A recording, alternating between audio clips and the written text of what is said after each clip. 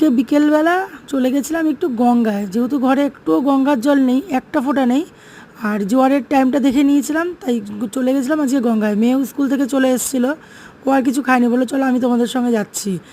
আর যাওয়ার সময় তো খুব আনন্দ করেই গেছি, ভেবেছি ও চলো নিয়ে আসতে পারবো, কিন্তু এত ড্রাম, এত শিশি হয়েছে যে বলার মতো না, আমাদের বসার জায়গা হচ্ছিল না।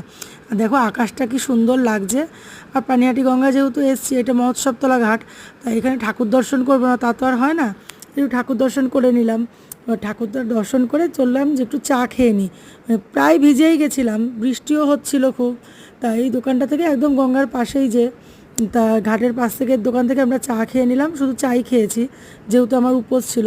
আর এই যে দেখো টোটোতে বসার জায়গা নেই, এমন অবস্থা আমাদের। তো যাই হোক, কোনো রকম একটু কষ্ট করে বসেছি, জল পড়ে পড়ে তো পুরোই ভিজে গেলাম।